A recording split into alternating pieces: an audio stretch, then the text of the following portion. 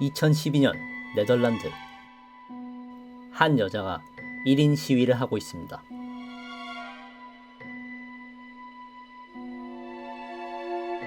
그녀의 손에 들린 피켓에는 이렇게 적혀 있습니다. 당신 장미는 보이는 것처럼 아름답지 않다. 아름답지 않은 장미라니. 매혹적인 향과 우아한 생김새로 사랑 고백에 많이 쓰이는 장미를 왜 그녀는 아름답지 않다고 말하고 있는 걸까요? 진정한 아름다움이란 무엇일까요? 여러분 안녕하세요. 안테이스입니다. 오늘은 환경 수업 두 번째 시간입니다. 영상 첫 부분에서 1인 시위를 하던 여성분을 혹시 보았나요? 아름답지 않은 장미라니. 마치 잘생기지 않은 안테이처럼 참 어색한 표현인데요. They ask you how you are, you just have to say that you're 뭐 아무튼 간에 오늘은 선진국에서 개발도상국으로 이동하는 환경 문제에 대해서 얘기해 보도록 할 겁니다. 영상 마지막 부분에 아름다운 장미에 대한 얘기도 해보도록 할 테니 끝까지 집중해주면 좋을 것 같습니다. 그럼 시작해 볼까요?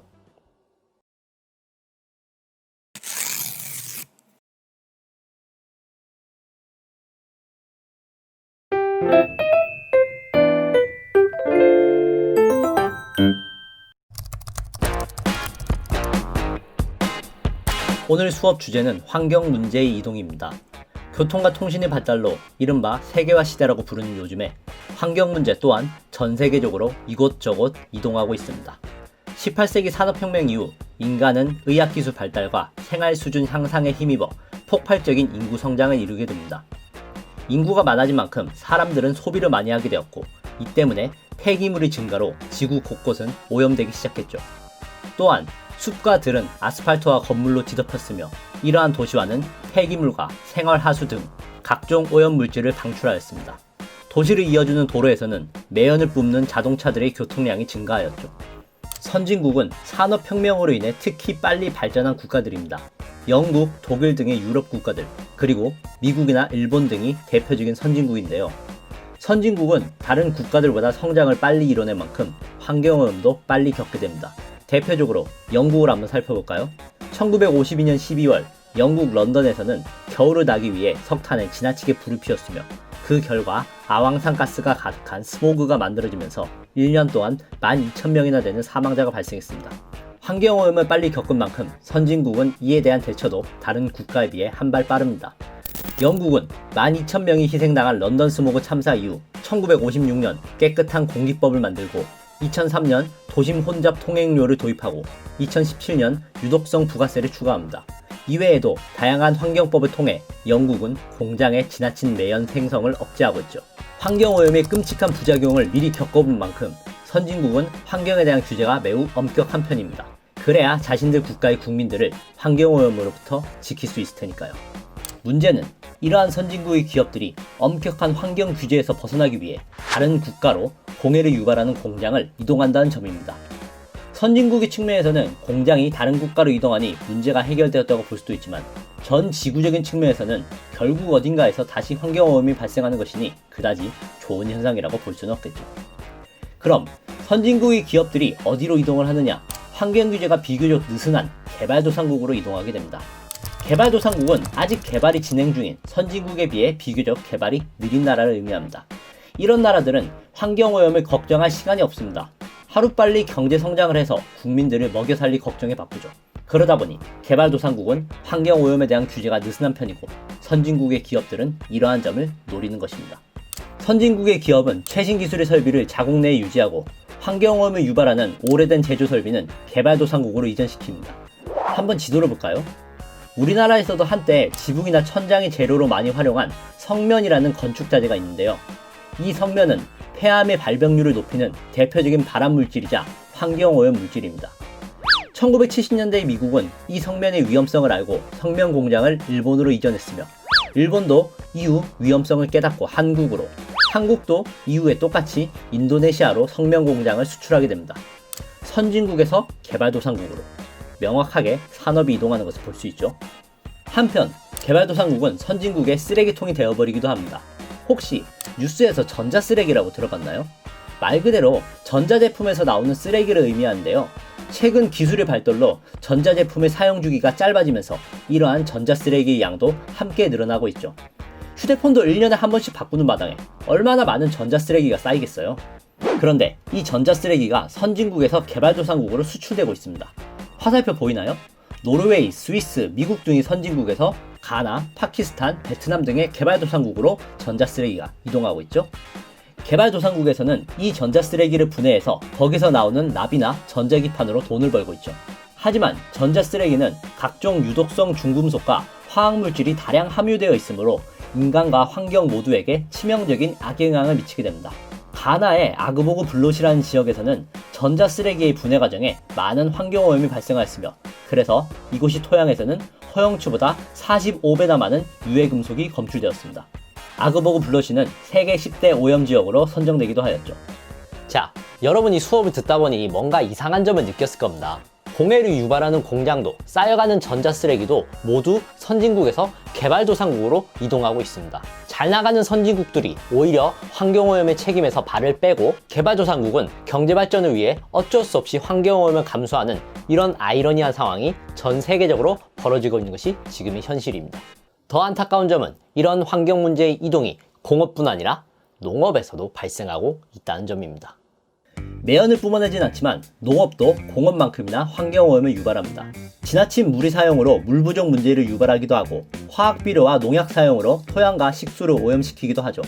이 때문에 많은 선진국은 기존의 농장을 개발도상국으로 이전하거나 혹은 선진국의 농업기술과 개발도상국의 값싼 노동력, 토지를 이용하는 플랜테이션 농업을 시행하기도 합니다. 바나나 같은 과일과 식량작물, 커피 같은 기호작물, 혹은 소고기 같은 축산물이나 화초류 등이 플랜테이션으로 재배되는 대표적인 것들입니다. 선진국의 농업 진출은 개발도상국에 많은 일자리를 창출하기도 합니다. 어찌 보면 당연한 거겠죠? 농장이 있으면 농장에서 일할 현지인도 필요한 거니까. 하지만 앞에서 말했던 물 부족, 토양과 식수 오염 문제는 여전히 개발도상국의 상황을 더욱 심각하게 만들기도 합니다. 몇 가지 사례를 들어볼까요? 첫 번째, 동남아시아에서 늘어나는 팜유 농장의 사례입니다. 팜유는 기름야자 열매 과육에서 나오는 기름인데요. 값이 싸고 대량 생산이 용이하며 현재 라면, 과자, 초콜릿 등 매우 많은 제품에 사용되고 있죠. 하지만 이 팜유 농장을 만드는 과정에 많은 열대우림이 파괴되었으며 오랑우탄들은 집을 잃게 되었습니다. 심지어 인간들은 오랑우탄을 잡아서 새끼는 암시장에 팔고 어미는 약재나 식용으로 활용합니다. 배고픈 오랑우탄들이 농장에서 내려오면 농장주들은 오랑우탄을 총으로 쏴 죽여버리죠. 두 번째, 아마존에서 늘어나는 목축업의 사례입니다. 아마존은 지구 산소의 약 5분의 1을 생산하는 열대우림인데요. 목축업자들은 이 아마존을 불태워서 목초지로 만들고 소를 키우고 있습니다. SNS와 환경단체들이 아마존을 지키려는 노력을 하고 있지만 그보다 훨씬 빠른 속도로 목축업자들은 아마존을 불태우고 있습니다.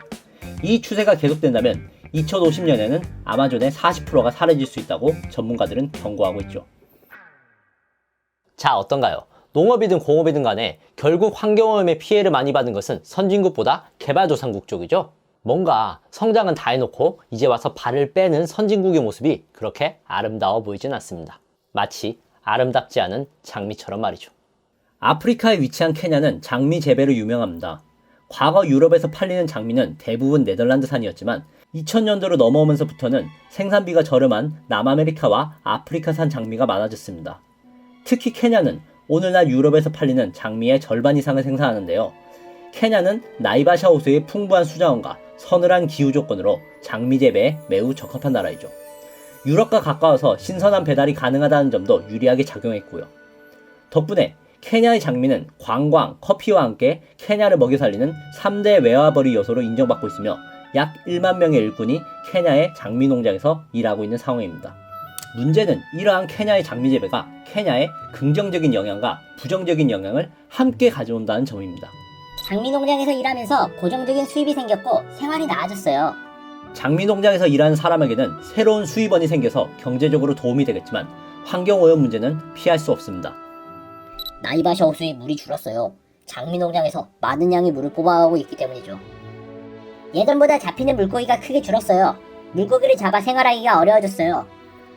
장미 한 송이를 재배하는데 10리터의 물이 소비되다 보니 나이바샤 호수의 수위는 급격하게 줄어들고 있습니다. 심지어 장미에 물을 주기 위해서 사람들의 먹는 물의 양을 제한할 정도입니다. 또한 장미를 재배하는 과정에 쓰이는 화학 비료와 농약은 나이바샤 호수의 수질을 악화시켰습니다. 과거에 비해 잡히는 물고기의 양도 많이 줄어들게 되었죠. 교과서에 나오지 않은 얘기 하나만 더 해볼까요? 장미 농장에서 일한 여성 노동자들은 장미에 쓰이는 화학물질 때문에 암에 걸리고 유산을 하기도 합니다. 사람에게도 치명적인 영향을 미치는데 환경에게는 얼마나 악영향을 미칠까요? 다시 한번 2012년에 그 시위 현장으로 돌아가 봅시다. 당신 장미는 보이는 것처럼 아름답지 않다. 이 아름다운 장미가 만들어지기 위해 호수는 말라가고 더러워졌으며 누군가는 암에 걸리고 누군가는 뱃속에 아이를 잃었습니다. 여러분, 겉모습이 화려함에 속지 말고 이 아름다움의 출처에 주목하세요. 어떠한 아름다움이 추악함에서 왔다면 우리는 그 아름다움을 진정한 아름다움이라고 부를 수 있을까요? 아름다움을 위해 희생당해야 했던 누군가의 눈물을 기억하는 여러분이 되었으면 좋겠습니다.